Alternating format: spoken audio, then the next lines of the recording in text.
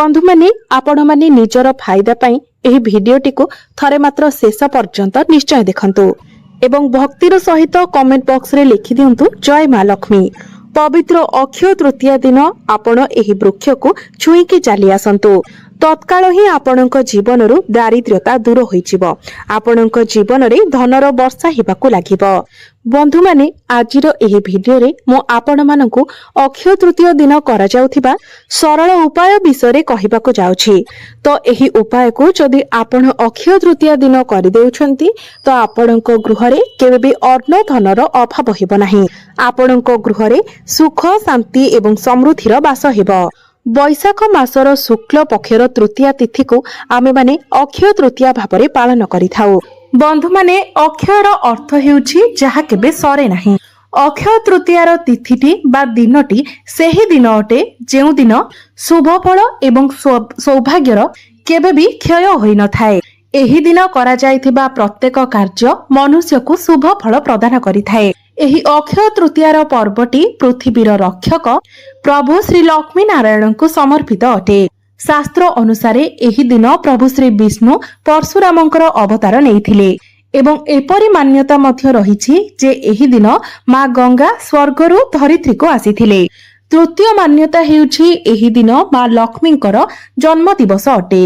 सेथिपाई जदि एही दिन आपण किछि उपायर पालन करूछंती तो आपणक जीवन रे सुख समृद्धि द्विगुणित हेबो।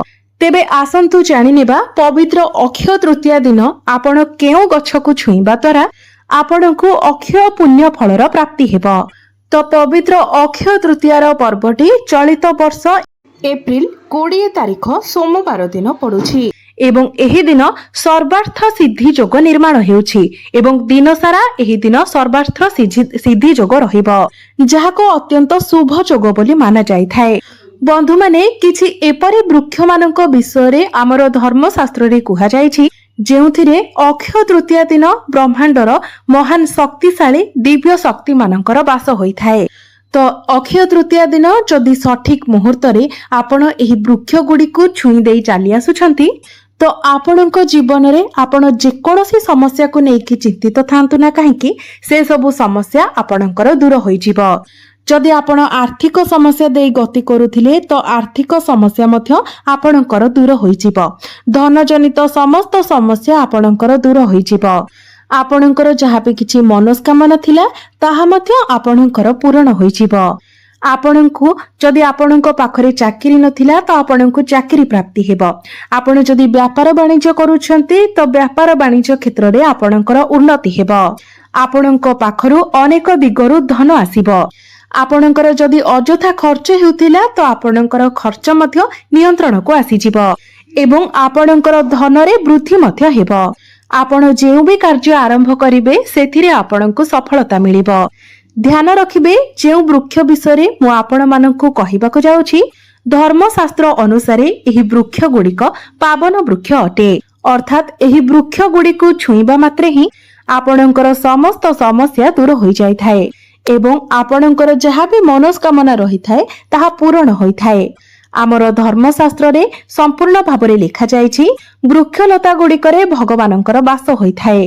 सेथिपाई प्राचीन काल रे लोकमाने वृक्षलतांकु अधिक मात्रा रे पूजा करुथिले। सकाळु उठिबा क्षणी वृक्षर दर्शन करुथिले।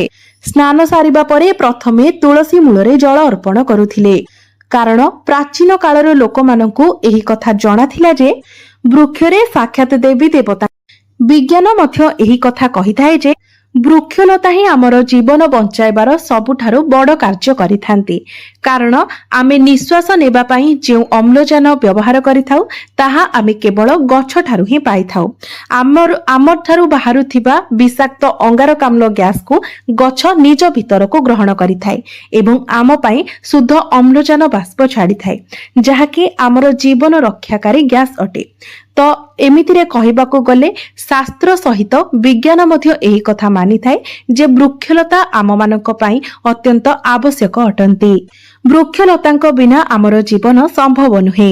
तो एपरि परिस्थिति रे जदि आपण पवित्र अक्षय तृतीया दिन एही वृक्ष गुडी को छुई देउछंती तो आपणक जीवन रे चलिथिबा अनेक समस्या दूर होई जिवो। बंधु माने आपण माने जानी रखिबा उचित जे अक्षय तृतीय दिनटी एक एपरी दिन होइथाय जेउ दिन प्रभु श्री विष्णु एवं मां लक्ष्मीकर पूजा करिवार अलगा ही महत्व रही थाए। एही दिन मां लक्ष्मी को प्रसन्न करिबा पई एक विशेष दिन बोली माना जाय थाए।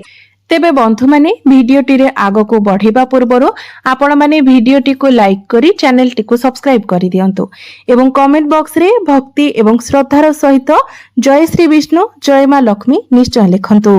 तो सर्वप्रथम वृक्षटी जहाको आपनकु अक्षय तृतीया दिन निश्चित भाबरे छुईकी आसीबार अछि ताहा हेउछि बेल गछ। बेल गछटी एमिति गछ अटे जहार प्रत्येक पत्ररे मां पार्वतींकर वास होइथाय। एही गछरे भगवान भोलानाथंकर वास होइथाय। बेल गछर मूलरे भगवान ब्रह्मांकर वास होइथाय। तो पवित्र अक्षय तृतीया दिन आपण 1 लोटा जल नियंतु एवं सेथिरे आपण अल्प गंगा जल मिसई दियंतु। आपणक घर निकटरे थिबा कोनोसी भी बेल गछ निकटको आपण चली जांतु एवं बेल गछ मूलरे आपण 1 लोटा जल अर्पण करंतु। तापरे बेल गछको छुई आपण घर को चली आसंतु। अक्षय तृतीया दिन आपण केवल एतिकी करिबा द्वारा पूरा वर्ष सारा आपण रोग मुक्त रहिबे एवं वर्ष सारा आपणक गृहरे धनर अभाव मध्य हेबो नाही कारण आपणको साक्षात मां लक्ष्मीकर आशीर्वाद प्राप्ति हबो। एहा सहित भगवान भोलानाथ एवं मां पार्वतींकर आशीर्वाद मध्य आपणको प्राप्ति हेबो जहा आपणको उत्तम स्वास्थ्य सहित अपार धन मध्य प्राप्ति कराइबो। द्वितीय गछ जहाको आपणको अवश्य एही अक्षय तृतीया दिन छुईके आसीबार अछि ताहा हेउछि ओस्त गछ। बंधु माने ओस्त गछको वृक्ष मानक मध्यरे राजा बोली कुहा जाय थाए। ओस्त गछरे साक्षात श्री विष्णु एवं मां लक्ष्मीकर वास होइथाए। एहा व्यतीत ओस्त गछरे प्रभु हनुमान मध्य वास करिथांती। 33 कोटी देवादेवी मध्य ओस्त गछरे वास करिथांती। तो पवित्र अक्षय तृतीया दिन आपण आपणक घर निकटरे थिबा कोनोसी ओस्त गछ निकटको जांतु। तो एही उपायटी को आपणकु सकाळ समय करिवार अछि अर्थात 8टा परे आपणकु एही उपायटी करिवार अछि। तो स्नान सारी आपण आपणक घर पाखरे थिबा कोनोसी भी ओस्त गछ निकटको जांतु। ओस्त गछ मूलरे आपण शुद्ध घियर एक दीप प्रज्वलन करंतु। तापरे ओस्त गछ को आपण 3 बार परिक्रमा करंतु एवं ओस्त गछ को परिक्रमा करिबा समय आपण प्रभु श्री विष्णुकर बीज मंत्र को जप करंतु। ओम नमो भगवते वासुदेवाय नमः। ओस्त गछ को परिक्रमा करिबा समय आपण एही बीज मंत्र को जप करंतु। एहा द्वारा आपणकर राहु केतु आपणकर साथ देबाको लागिबे। नवग्रहंकर शुभ फल आपणको प्राप्ति हेबो। नवग्रह आपणको साथ देबाको लागिबे जहा फलरे आपण आपणक जीवन रे जेउ भी कार्य करिवे सेथिरे निश्चित भाबरे आपणको सफलता प्राप्ति हेबो। आपण आपणक जीवन रे उत्तरोत्तर उन्नति करिबाको लागिबे। माना जाए जेउ व्यक्ति भगवान श्री विष्णुकर आशीर्वाद प्राप्त करि नै थाए मां लक्ष्मीकर आशीर्वाद मध्य तांकु स्वतः प्राप्त होई थाए एवं सेही व्यक्तिर जीवन रे केबे भी धनर अभाव होई न थाए। तृतीय वृक्षटी जहाको अक्षय तृतीया दिन आपणकु निश्चित भाबरे छुईबार अछि ताहा हेउछि लिंब गछ। एही लिंब गछरे मां दुर्गांकर वास होई थाए। तो अक्षय तृतीया दिन जदि आपण एही लिंब गछको छुई देई आसुछंती तो आपणको गृह सर्वदा धन धान्य रे भरी होई रहिबो। एहा व्यतीत आपणको शत्रु मानकर मध्य पराजय होई थाए। मां दुर्गांक समेत मां लक्ष्मीकर आशीर्वाद मध्य आपणको प्राप्ति होई थाए। चतुर्थ वृक्षटी हेउछि अशोक गछ। आपण पवित्र अक्षय तृतीया दिन कोनोसी एक अशोक गछ निकटको जांतु। साथिरे आपण 1 लोटा कंचा क्षीर नेकी जांतु। सेथिरे आपण किछि मात्रा रे हळदी मिसई दियंतु एवं सेही हळदी मिश्रित 1 लोटा क्षीर को आपण अशोक गछ मूलरे अर्पण करंतु। तापरे एही वृक्ष को आपण छुई देई आसंतु।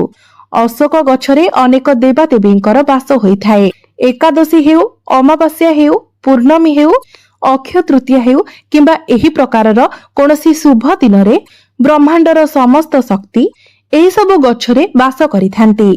ब्रह्मांडर शक्तिशाली शक्ति माने तो पवित्र अक्षय तृतीया दिन आपण अशोक गछ को निश्चित भाबरे छुई देई आसंतु। एबे पंचम वृक्षटी हेउछि पारिजात वृक्ष जहाको अनेक लोक माने गंगशिउली नामरे मध्य जानिछंती। ଏହି ଗଛଟି ଅତ୍ୟନ୍ତ ଗୁଣକାରୀ ଏବଂ ଶୁଭକାରୀ ଅଟେ, କାରଣ ଏହି ପାରିଜାତ ବୃକ୍ଷଟି ସମୁଦ୍ର ମନ୍ଥନ ସମୟରେ ଉତ୍ପତ୍ତି ହୋଇଥିଲା। ଏହାକୁ ସ୍ୱର୍ଗରେ ଦେବରାଜ ଇନ୍ଦ୍ରଙ୍କର ନନ୍ଦନ ବନରେ ସ୍ଥାପିତ କରାଯାଇଥିଲା ଏବଂ ଏହାକୁ ମାନବ ଜାତିର କଲ୍ୟାଣ ଉଦ୍ଦେଶ୍ୟରେ ଭଗବାନ ଶ୍ରୀକୃଷ୍ଣ ଆମର ପୃଥିବୀ ଲୋକକୁ ଆଣିଥିଲେ।